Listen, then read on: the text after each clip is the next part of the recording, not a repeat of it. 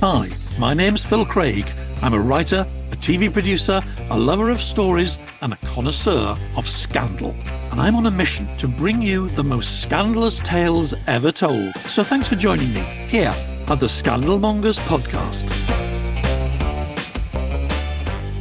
Hello and Merry Christmas and welcome to Santa's Grotto, otherwise known as the Australian Bar, here in my house. And yes, it's me, Phil Craig, at the Scandal Mongers, and you can probably tell I have quite a weak voice. Yeah, Santa brought me some kind of laryngitis or something, so I've been a little bit hoarse, a little bit croaky. I often am, let's be honest, but I really have been struggling to speak. So this may be a fairly truncated introduction. I just don't have the vocal power to do very much, but I wanted to say hello, and I wanted to say Happy Christmas, and I'm going to give you a little tour of the Craig family Christmas, because it's been quite a few days. And here we go. Got all my cables. Trip up over the cables. Right, here we go. Turning around the house. Decorations everywhere. Here we go. There's the Australian Bar, all lit up for Christmas. Oh, look at that. Shameful. This is the morning after Boxing Day. I think we had pretty much all the bottles on the bar yesterday. Into the other part of the living room. There's the lovely tree. A bit smaller than normal, but there's a story behind that. More decorations. And yeah, we had a lovely time. But as you all know, I'm sure many of you know, we had a bit of a crisis with Jennifer, my mother-in-law, after our holiday in Madeira. She had a fall. We got her back. And last week I explained how amazing it was, actually, how well she cared for she was by everybody. And that's continued. The NHS has really delivered for us.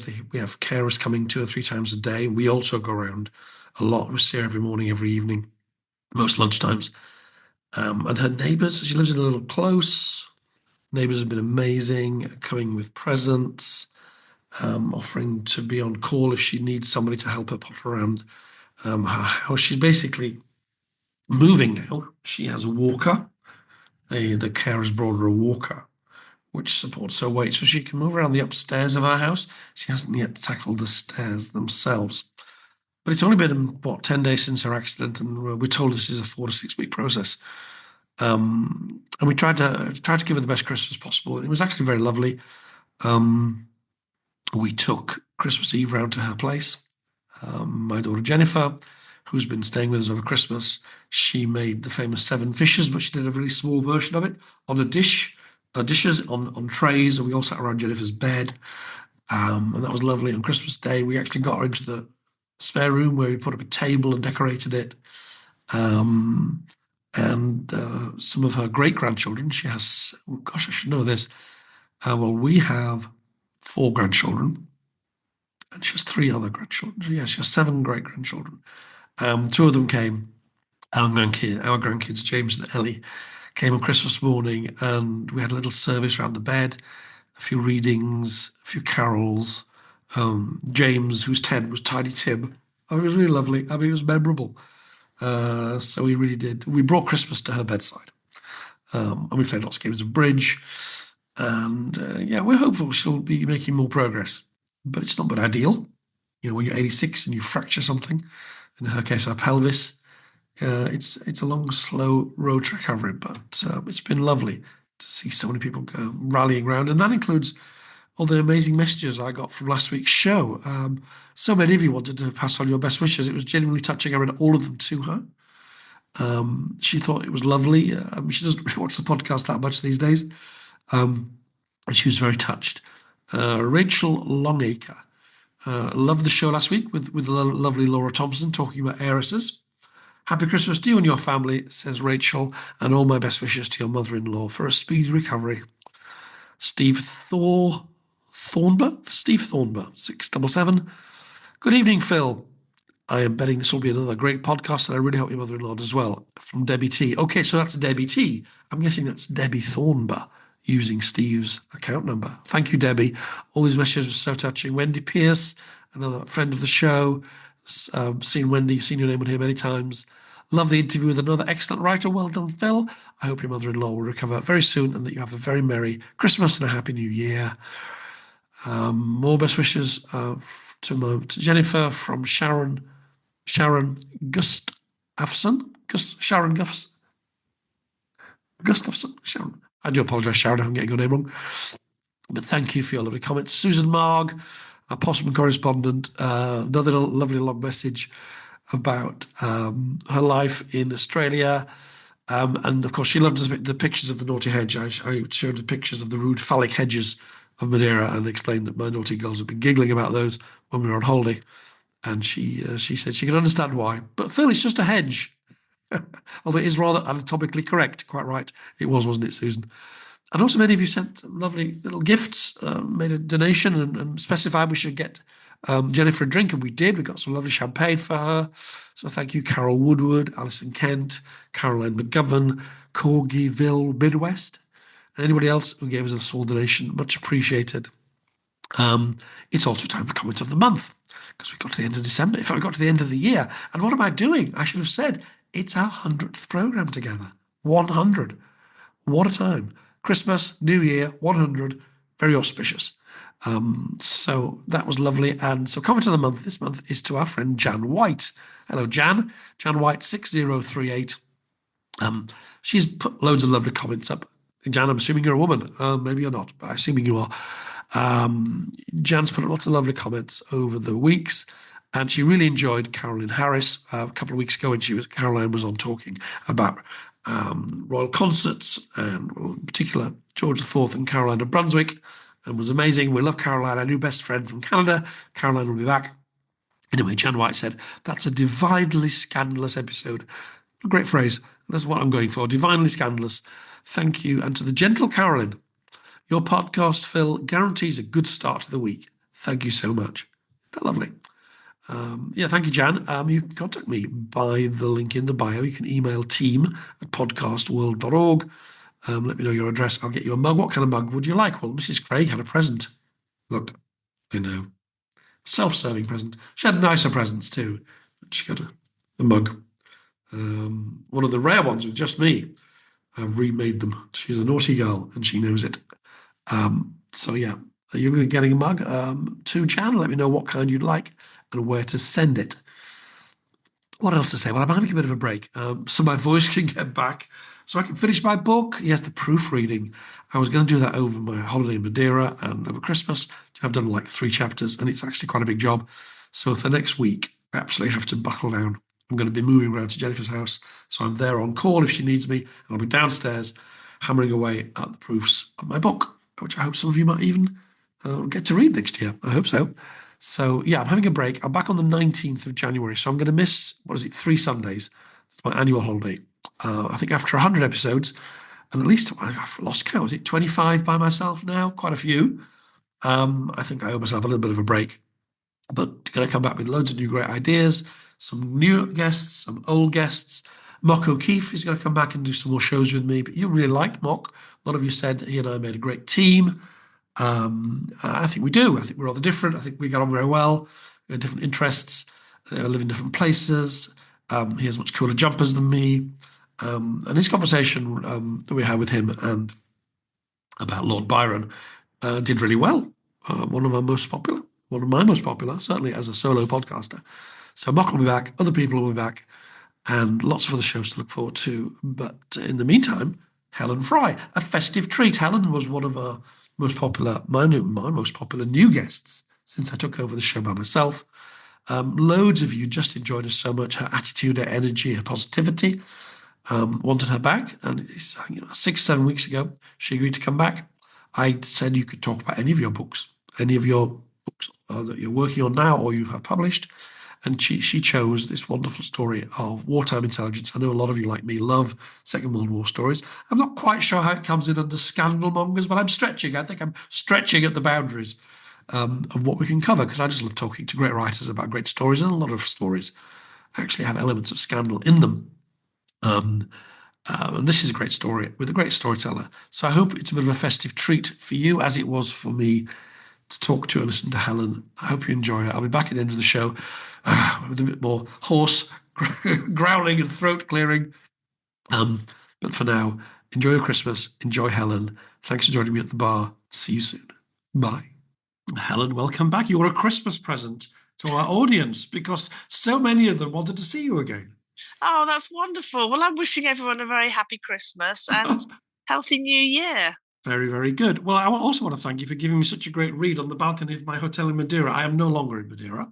I'm home in front of my bar. But yeah, I really enjoyed Walls Have Ears. It's hard to see the scandal. I don't know. We're pushing the boundaries of what the podcast can do. But it's a Oh, great the book. scandal. The scandal. Well, isn't the scandal the fact that we wined and dined Hitler's top generals while they're in captivity and took them for nice meals in Simpsons on the Strand and the Ritz Hotel? So maybe that is the scandal. You know, I'm sure, well, as you say in your book, Churchill thought it was a scandal. He was furious about some of the things that your guys got up to, guys and girls, I should say. But, you know, in a very good cause, as you point out.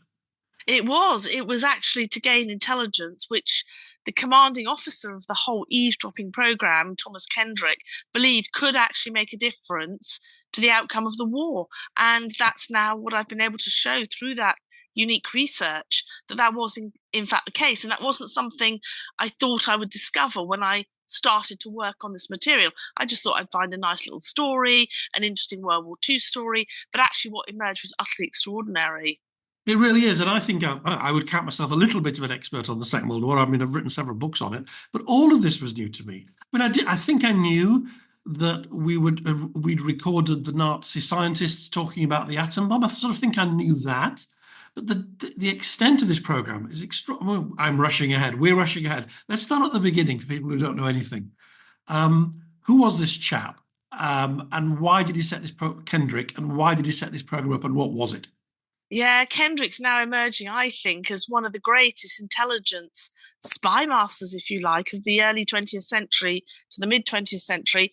He was actually working nearly 30 years for British intelligence, for the Secret Intelligence Service, and just before the Secret Intelligence Service was founded. So he was a spy for nearly 30 years before we get to World War II. And he'd been running spy networks across Eastern Europe from Vienna in the 1920s and 30s, spying on the Russians and then on the rise of Nazi Germany. So he was really good at the human intelligence. And then after a bit of a sticky time with the Gestapo in the summer of 1938, he's expelled from Austria for spying. He's working undercover as a British passport control officer, but he's actually the head of the MI6 station. So he comes back to the UK, and that's where he begins to set up a unit that will spring into action at the outbreak of war, because we know war is coming. We just don't know it's a year away at that point. And his brief would be, how do we get intelligence, information from German prisoners of war when we capture them during the war? No roughing up of interrogation against the Geneva Convention doesn't produce reliable results. And so Kendrick started from scratch. It was all his sort of brainchild, this incredible operation that it goes on the charm offensive and actually gains an enormous, what is now an enormous archive of material in the National Archives, in the War Office files. Utterly extraordinary. Well, the idea of recording people when they don't know they're being recorded, that's clever. But there's so much more to it than that. And there's a lot of flattery and there's a lot of a kind of appreciation of the characters of the men who he was dealing with. Because, as you say, he'd worked in Europe and he'd come across powerful Nazis and he kind of knew a little bit about how that world worked. So from the start, it was a game of flattery as much as it was a game of interrogation, wasn't it? Oh, absolutely. And he hit on the idea to give the prisoners of whatever rank. And when we come to the German generals, we kind of don't really even interrogate them. We give them polite conversations, chats. But he hit on the idea of a phony interrogation. So his interrogation teams, which were very small to start with, but then it ramps up as the war progresses. So they would give these German prisoners a phony interrogation, and those German prisoners was kind of like thinking, and we know that from the microphones, what we picked up, they thought the British were stupid and incompetent. They don't know how to do an interrogation. Why didn't they ask this? Oh, it is because they're stupid. They just don't know anything. And that was all designed so that when they went back to the room with their mate, they would start discussing things to the hidden microphones. And that is very simple, but that's exactly what I happened. know, and you have transcripts of this in your book, and it's so funny because I think he's playing upon people's natural. Maybe they were frightened. They were going to be. Maybe they thought they would be tortured or roughed up. So they go in there and they come out feeling on top of the world because they've got one over. And the British don't know anything, and the British obviously misunderstand. So they come to their mates and they say, they know nothing about this torpedo. They know nothing about this wonderful radio. The little details, and then they're all listening to this. It's genius. Yeah, and there's another incident which you probably remember in the book where they flipped that a bit later in the war, where they picked up through the hidden microphones about this brothel that a lot of the officers went to. Off the top of my head, I want to say it was Hamburg, but let's say it's Hamburg for now. And so later, when the U-boat crews start coming in, one of the interrogators will say to one and befriending them, just saying, I see you've been through Hamburg a couple of months ago. Ah, I knew someone in Hamburg, Liesel, and they were kind of like, look, because she had quite a reputation, Liesel, in this brothel. How is she? And then, and then they go back, and then to the hidden microphones, they'd say to their mate, do you know what? It's not worth holding anything back. They know everything. They even know about Liesel in the brothel in Hamburg. And it was just genius. This interrogator had never met Liesel in the brothel in Hamburg. But it's so very, very clever. You just think outside the box. We need the intelligence. They're not going to give it up, by and large, in interrogation, unless we can turn them and convince them that the Nazi regime is over. The German generals, no, they're too proud. Even the anti-Nazi generals, the pro-Nazi generals, of course, they're not going to give anything up. So we think of very clever ways to make them relax, to unexpectedly spill the beans, whether it's in conversation or whether it's those hidden microphones. I just think it's utter genius. Yeah, so early in the war, it tends to be pilots who've been shot down, U-boat crews, the occasional soldier. They're fairly low-ranking people, Yes. and this process we've described is played out, and they often give away little details about their weapons and their morale and their bases. But the game really ramps up later when the British start capturing senior officers up to and including generals. And then there's this, I think you describe it in one of your chapters, as the Mad Hatter's Tea Party approach, It is. where Yeah. they're basically treated as honoured guests of the British. And you explain the basic layout of how that worked. Yeah, so again, it's Kendrick understanding you're going to capture, and he always believed that those top generals, and no one's ever thought about this, about, did we capture Hitler's generals? Yeah, we did actually. And Kendrick knew that if you treat them like military gentlemen, you pamper them, you pamper their sense of ego, and they've got, they might be defeated, but they have a feeling they're self-important as commanders. You give them that respect. And some of them are decorated war veterans from the First World War, as Kendrick himself was, Kendrick having worked in intelligence in World War One. So he understood that that's the way, because some of those generals will be in this house, Trent Park in North London, and in the two other sites, Latimer House and Wilton Park in Buckinghamshire, sometimes for 2 to 3 years, depending on when they were captured. So I think, without Kendrick, would this have ever happened? Would they have been treated differently if a different commander had been in charge? And it's just that total understanding. How do we get these guys to talk? Yes, how do we get these guys to talk to each other while we're Yes. listening? And so they're taken on treats, they're taken to the restaurants, they're taken to shows, they're taken to picnics at Oxshott Common, which is where I used to take my kids. They're allowed out for lovely summer walks. They're flattered. I think some of them are allowed to keep their personal valets. Oh, So yeah, the personal valets. hiding their bloody Yes. trousers. I mean, Oh, it's not Stalag absolutely. Luft 11, is it? It's not what we think of as Colditz or that kind of approach. No, because when a couple of them started to complain about, well, we haven't got enough food, and this, they're saying, well, hang on a minute, how are you treating the British prisoners of war in Stalag Luft 3 or something, or Colditz? But you're right, they come off the battlefields with their batman, their sort of ceremonial valet with the stick, and at one point you'll remember that there is that Mad Hatter's Tea Party moment when the valets, the batmen, start to mutiny. Yeah. Because so the German generals come to this fake aristocrat that has been placed amongst them, Lord Aberfeldy, that Kendrick's created, and they say to Lord Aberfeldy, who's really an intelligence officer, Ian Munro, you know, our batmen, they won't polish our boots, they won't make our beds. Well, what's the problem? Well, you British won't give them wine at supper like us, you give them beer. And so they're saying as prisoners of war, they should be equal to us generals, and they are mutinying. And Lord Aberfeldy says, well, I'm terribly sorry, gentlemen, but you're going to have to sort out your own batman. And I just love this fact that all this is going on in the house and it's playing out in the way people behave, actually. Oh And no, there's a lot of human comedy in the book, and a it's lot. wonderful. But there's It's also priceless. we shouldn't just trivialize any of this, because the real intelligence that's been gathered, especially from these generals, becomes increasingly important. Insight into the morale, the plans, who's in and who's out in the high command, what they really think of Hitler. Is he a good leader? What are his strengths? What are his weaknesses? And then increasingly specific details about so-called wonder weapons becomes a big part of it, doesn't it? They do those V weapons, the revenge weapons. But even, and I think your audience would be interested to read even earlier in 1940, we're picking up new German technology on German aircraft through those hidden microphones that they're talking about, Battle of the Beams, all of that. And that actually, in a report at the end of the war, says without that information gathered by those hidden microphones, we would have gone on to lose the Battle of Britain. Wow. Thinking, oh my goodness.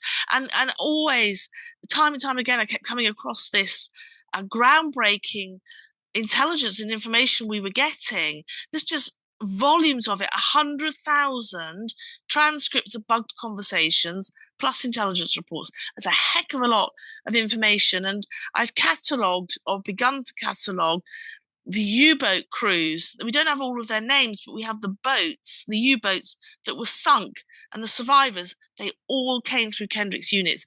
So I'm pretty much, there's a period in the middle that I haven't done yet, but it looks like every U-boat that was ever sunk in World War II that had survivors came through this special unit, and they gave up amazing stuff. But those generals, you're absolutely right, they provided the corroborative evidence that this sort of secret weapon, the V1 and then, of course, the V2, was being developed at Peenemünde on the north coast of Germany.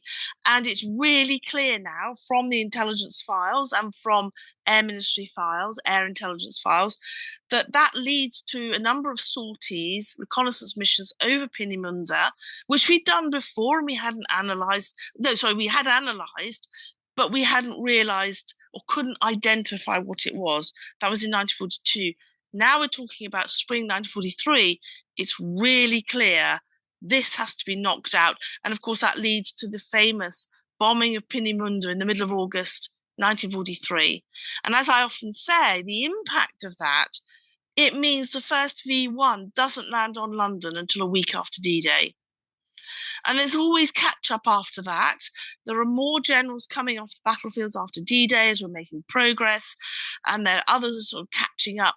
Oh, what about this? Oh, don't worry, we've got a V2 coming. We've got our mobile sites near Bordeaux, near Pas-de-Calais. A couple of days later, they're knocked out, those mobile V weapon sites. So hugely important because, as I often say, people might say, well, look, hang on, wasn't there information coming out from behind enemy lines? Absolutely. But the issue is you have to corroborate it because you can't just randomly start bombing sites. You're going to use your weaponry, but you could also lose your pilots that can't be replaced easily. So you have to make choices about what targets you're going to hit. Well, it's interesting. One of the things you point to is that when they're talking about these wonder weapons, these rockets, amongst themselves, it's partly because they're scared of them. Here we are in Britain, we might get blown up because there's this amazing new rocket coming. Yeah. And we, poor prisoners, we're all going to die because Britain's going to be finished. Once Hitler gets these new rockets, oh my God, it's going to be the end. You know, they had this fantasy that they would be saved, Germany would be saved. They would be, and I suppose and I've been writing a little bit about the impact of the first V2s when they start to fall. And it was like a new age of warfare. You know, it was something completely new and terrifying. Without any warning, suddenly a massive explosion in the middle of a shop or a train station could happen. and there's literally no way of stopping it. No, absolutely no way. Although the whole double agent, double cross system that I write about in my new book, Women in Intelligence, we fed deception to the Germans about where, because they adjusted the range. And so our female double agents, and there were female double agents, not just Garbo and Zigzag, and they would actually feed disinformation that, are the bombs falling in the right place? So that's what the Germans wanted to know. Are these V weapons falling in the right place? And the message would go back, no, they're just a bit short of London, or no, you've gone north of London. So they would adjust them and they would fall hopefully in wasteland or not around areas of densely populated London. No, well, you do remind us. You do remind us in the book what a big deal the V1s and especially the V2s were, but also how it was much reduced by the intelligence that was gained, especially from this program that you write about. That they got to Peenemünde in time to delay it till it was almost too late. It was almost too late. And one of the prisoners, and they corroborated it in July 1943, and I think this is what really escalates it, said Hitler intends to invade England, and we thought it was all over in September 43, so 2 months later, with the help of these V weapons. And that could have happened. But we also pick up, and this was astonishing, the V3 was in development. I'd never heard of the V3, but that came from the mouths of the generals. It's the only reference to V3 in currently declassified files. And we bombed, for example, Mormignac. Some of our listeners may well have been to Mormignac on the northern coast of France there. This was all now deep underground in huge bunkers. If you flew over them with reconnaissance missions, you couldn't really make out what they were. Tiny, tiny aperture where this stuff would be propelled out from deep underground. And this was described in a memo I discovered in the War Ministry, which actually I discovered after the book came out, but it went into the Spy Master book about Thomas Kendrick. It was described, this whole V weapon stuff from Kendrick sites, as, quote, war-winning intelligence, as close to war-winning intelligence we are ever going to find. Wonderful, wonderful stuff. So it is wonderful. It's amazing. So did they, the obvious question, which you must have considered many times, and you mentioned, of course, in the book, is why didn't they realize what was going on? And they must have suspected that they were being bugged. Yeah, I'm asked this quite a lot. They were told when they left Germany, whatever rank they were, look, if you're captured, the British will bug your conversations.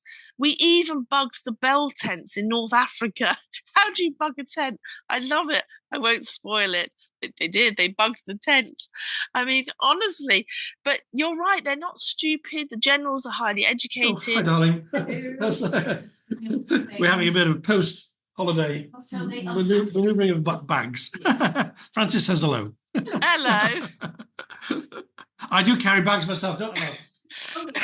Excuse me, hang on a moment. Right. So, yeah. Insight into our domestic blitz here at Strawberry Hill Towers. But yes, so they know that British are super clever at spying, and they're going to play all kinds of clever tricks on them psychologically, and yet they fall for them all. They do fall for it, and people say, but how could they? They're sensible, they're educated, decorated World War I veterans, and they were warned before they left to go into action from Germany, the British will bug your conversations if you're ever captured. And they even bugged the bell tents in North Africa. I mean, how do you bug a tent? Well, I'll leave the readers to read about that. It's just so clever. But it's the psychology. We had them looking the other way. It's a bit like those double agent operations. How do we pull off Operation Mincemeat? The dead body floated off the coast of Spain. We understood. You think outside the box. Can the Germans fall for it? And they did. Now, some of them were occasionally cautious, some of the lower rank prisoners, and then they were soon moved off in case the sort of rumours spread amongst the others, and people got too sort of security conscious. But those generals, if they're there, if they're in a house for 2 years, a year, 6 months, they aren't going to confine their talk to the weather. They just can't help themselves reacting to what's happening in the war. Yes, and they're allowed to listen to the radio. They're even allowed to listen to German radio. So, Yes. and they're given alcohol and they're with their friends. Of course, they're going to talk about it. They were given fake newspapers, they were given real newspapers. They listened even, they were told by Lord Aberfeldy, gentlemen, the King's speech will be on Christmas Day. So they all gather around. I was just finding this extraordinary. They all gather around the radio to listen to George VI's speech, the British King, and we want to know their reactions. Just we're fascinated by their reactions.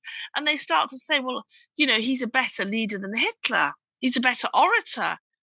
And you think, hang on a minute, he's got a speech impediment, the king. His speech is not his thing. But they start to kind of compare. They compared Churchill, of course, and Hitler, but they even compared the king, and they had a lot of respect for the king, even the pro-Nazis. Yes, well, they also start to fall out with each other, don't they? The observers begin to see that there's a sort of a pro-Hitler and an increasingly anti-Hitler faction, and they fall out over who's playing bridge with who and all this kind of stuff. Yes. And that's useful because if you know somebody's already wavering a little bit in their loyalty to the regime, maybe you can pressurize them a little bit more. Or at least lead conversations when they're talking to their so-called British guards, who are really intelligence officers. They can lead a conversation in a particular way. Do you really think then you can win the war? Oh, yes, I think we still could, because...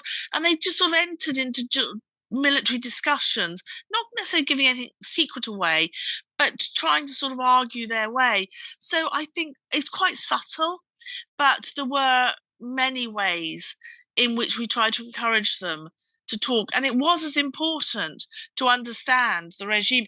And actually, as a result of some of the intelligence we gained from these generals, the British hatched a plan to assassinate Hitler.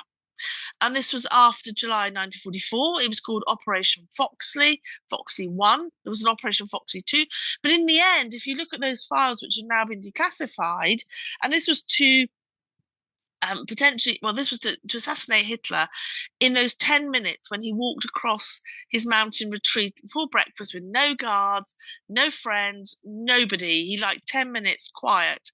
And we hatched a plan, and that's what we discovered through those bug conversations. We hatched a plan. Let's assassinate him in those 10 minutes. Shall we parachute in, snipers up the mountain, whatever it will be. And in the end, it was concluded that he was making such a mess of his war and not listening to his generals strategically that British intelligence decided to keep him in place. How interesting. I thought, oh my goodness, this is amazing. And that, so you can see how just tiny pieces of intelligence after Valkyrie, after July 20th, 44, those generals are reacting. Oh, well, I think Hitler should have been knocked out. Von Stauffenberg was very brave. Oh, no, but they're now going to execute his wife and kids. And all this discussion's going on. And then they're saying, but Hitler's security is not very good, when he's at Berchtesgaden. And we're picking that up, and we're potentially going to use that to assassinate Hitler, and then deciding, hang on a minute, do we really want to assassinate him? Because we can't necessarily win the war if there's a new German commander that does things properly. Interesting. So we've talked a lot about the people doing the talking, but you also, in your book, write quite a lot about the people doing the listening.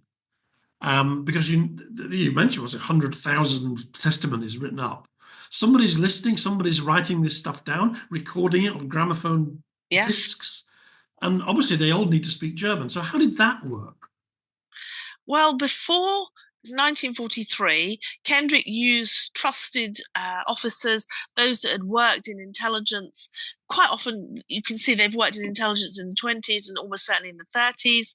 They may be British, grown up in Germany, fluent. Perhaps they were the sons of businessmen. The secret listers were always male. As far as we can tell from all of the files and from what Kendrick wrote, he used male secret listeners.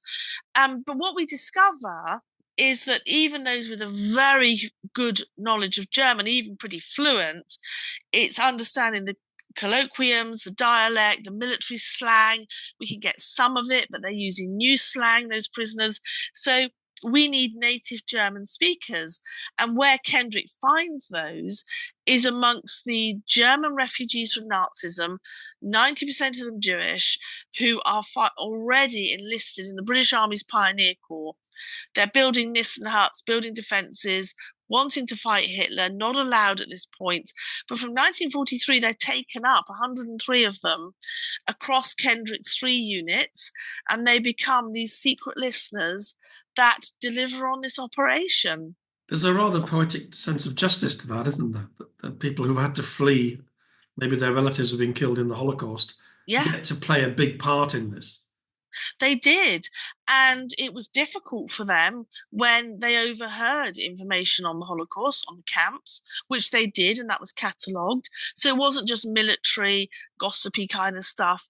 We were picking up the atrocities, and Kendrick said, I want you to keep as sort of set aside as a separate body of evidence for Nuremberg all the atrocities that not just the generals are admitting to, but some of the lower rank prisoners are giving what I found shockingly detailed, graphic descriptions, step by step, of the Nazi killing machine. Not just sort of flippantly, and they did sometimes flippantly say, oh, well, we've killed 3,000 shot near, the forests of Riga, whatever. But occasionally they talk about Katlin, that famous massacre, and they talk literally step by step. We took them out of the truck. They walked to the edge of a pit, and it's just so. And some of them just sort of laugh it off. And in those transcripts, in brackets, the secret list has actually translated it, and then it's typed up probably by the refugee women that were working on the site. We're pretty sure that happened. They put sort of laughs in the bracket, or with cynicism. So they even put the intonation of how this stuff is being said to each other. But it is horrifying. But it's an important evidence, I think. It's where history is beginning to shift, because traditionally, of course, the German army, the Wehrmacht, was given a clean bill of health, if you like, regarding war crimes, atrocities, and the Holocaust. But this is most certainly not the case. So this is really, really important. And I also think that this is really important evidence, independent evidence, in the fight against Holocaust denial and anti-Semitism. Yeah, well said. Well, very well said. Because, as you say, in recent decades, there's been lots and lots of work done about the so-called ordinary Germans and their actual role in some of the most awful atrocities. It wasn't just the SS fanatics by any means.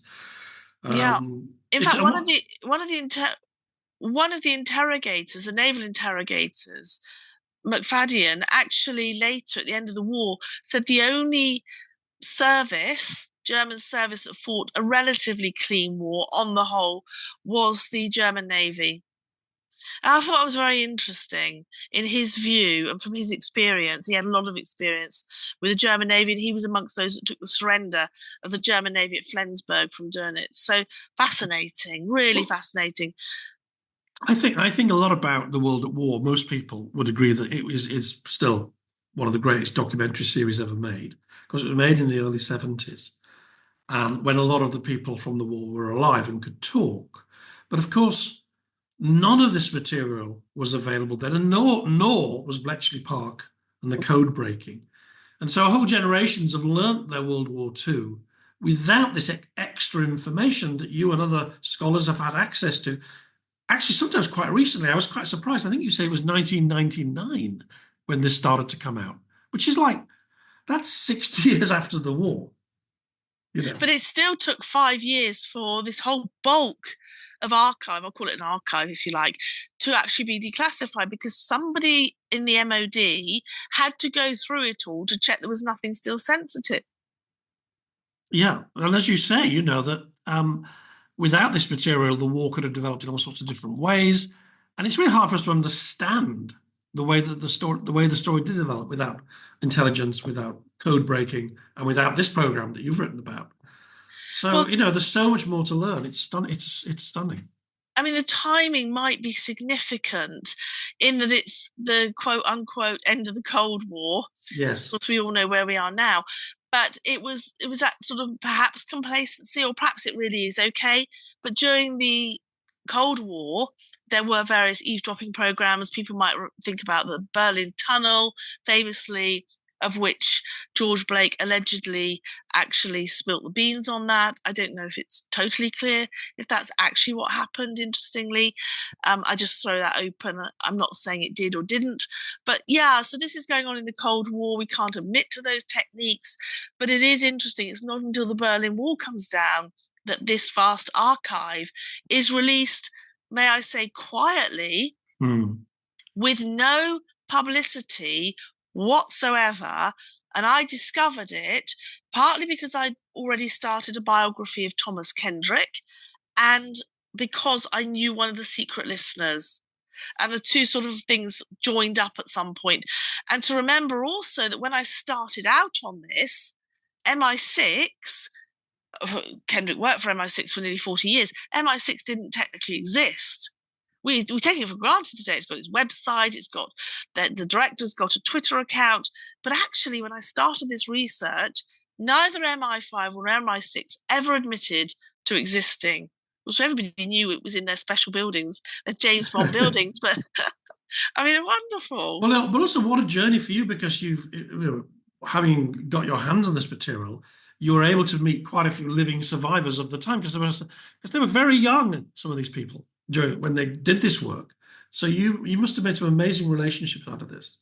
Yes, we all went on a journey because particularly the secret listeners who were young men, fled Nazi Germany or Nazi occupied Austria, and they were sort of 17, 18, getting into their early 20s, and they were never told exactly how they helped the outcome of the war. And that's curiosity by one of them, Fritz Lustig. I had a very close friendship with Fritz, who died later at the age of 98. And we went on this journey. He said to me, did we do anything? The secret listeners, we know about the code breakers. We were the secret listeners. We were told our work was as important as fighting on the front line. And he said that was always a comfort to me. But how did we impact on the war? Well, did we even impact on the war? And I promised him I would write the book. And I did a really deep dive, and it's been a long journey. And then, it took us on this extraordinary journey. A couple more secret listeners come out of the woodwork. I interviewed some of the women who were officers. They were, well into their 90s when I interviewed them. Not a single eyewitness is still alive. We have one interrogator who's now 103 and a half, heading for 104. And he's in the South Americas, but he was linked to the equivalent unit in North Africa. But they're all gone. He's the sort of last survivor, but he was not based in the UK. Well, you really have done them justice. It is such a great story. And it is rare to find something about the Second World War that just feels absolutely fresh. Well, there's plenty out there. If you start diving into those archives, it's extraordinary how much hasn't yet been discovered. I think, now and again, this is quietly released. No media, press coverage. Why would they really? It's often when they get the MI5 files revealed. It's often when they have the MI5 files released, usually about every 5 years. There's no set time scale, but then there's a sort of media press release, and you've got double agent stuff and new stuff about this, the Agent Sonia stuff, all that. But apart from that, all the time there's stuff being slipped into those archives at Kew that doesn't get any public attention, and sometimes it's a matter of just looking through the catalogue or an accidental find. Well, since you're such a hit with that audience, they begged you to come back. I'm sure they'll beg you to come back again. Can you give us any hints about what the next project might be? Yes, I can talk about it now, although it isn't sort of publicly. It's on my website now. It's called The White Lady. Mm-hmm. Just briefly to say, The White Lady was an SIS MI6 network behind enemy lines in World War I in Belgium. Oh. And in World War II, it's reformed again under a new name, Clarence. And what's now clear officially from MI6 statements in its official history, that more than 95% of all intelligence we ever got in World War I came solely from this network. Wow. Very exciting. I've done a lot of research in London and Brussels. These stories, if they can be told, which they can now, need to be told. Well, you're the person to tell them. You really are. Thank you so much. Can I wish you a happy Christmas? Yes, happy Christmas and happy Christmas to everyone. Indeed. And thanks so much for sharing your time and your talent and your passion for the stories. Oops, my phone's ringing. I'll talk to you later. Bye. Bye. Santa's back. Still slightly breathy. Getting closer to that microphone. Lovely Helen. I'm so lucky. I say this a lot, don't I? That I get the opportunity to speak to people like Helen. A lot of the guests, people I've worked with, old mates. Some of them are old mates of Andrew's when we did the pod together. But a lot of them, like Helen, people I didn't know. And the only reason I can get to talk to them is that I have an audience. So it's down to you. People want to come onto the show that they know they can reach quite a good audience, good size audience of people that love books and love stories, as I do. So you're all part of this, and I am so grateful. I mentioned the tree. I'd never quite told you the story. I said that our daughter Jennifer, she actually has a flat on the other side of London, but she came back to spend some time with us and with her grandma over Christmas. She's off to Edinburgh soon for New Year's Eve, which is probably the best place in the world to do it. But she came here for a few days. And, we've been very busy trying to set up Jennifer with all the help she needs. And we didn't really have time to do the normal pre-Christmas preparations. I threw a bit of tinsel around the house. We didn't get a tree. So Jennifer, this is young Jennifer, yes, and she is named for her grandma, took herself off into Twickenham down the road and knock on the door. There she is carrying the tree. She didn't want to let go of that tradition. So there we are. She carried it all the way back about a quarter of a mile from town. You can see it over my shoulder, and we decorated it, and that was lovely. Then she did the 7 fishes. So what a girl. Very lucky family. And we are the foursome, actually, because Jennifer was living with us during COVID, both Jennifers. Mother-in-law Jennifer around the corner, so we were a COVID bubble. So the 4 of us spent such a lot of time together then, and it was kind of fitting that we were together through this difficult Christmas. Though, as I say, lots of other family members have been coming and going, lots of phone calls, lots of support. But yeah, it's a bit like when somebody's in hospital. It brings a special meaning to Christmas, and it certainly has to us. What else to say? I got a lovely email. Some of you email me from time to time. Very pleasing. Janet Chassin from New York City, retired assistant principal, long-time Anglophile and royal watcher. Had various nice things to say about the podcast, how much she enjoyed it. Much appreciated, Janet, and asked me for a few links to some of my old programs. Which I made, which I've managed to find a few. They're a lot of them. They're not always easily found online, but some of them are. So thanks for your interest, Janet. I hope you enjoyed this show. Hope you're having a great Christmas over in New York City, another great place to celebrate this time of year. To all of you, what a great year. Really appreciate your support. Those of you who joined the podcast when it was me and Andrew who decided to stick with it. It's really been quite an adventure for me to do it by myself. I found myself rather enjoying it, enjoying the stories, enjoying the company, and by the company, I mean your company, because without that, there'd be no interviews and no program. So appreciate that. Have a great new year, and I will see you all on the 19th of January. Take care. Bye.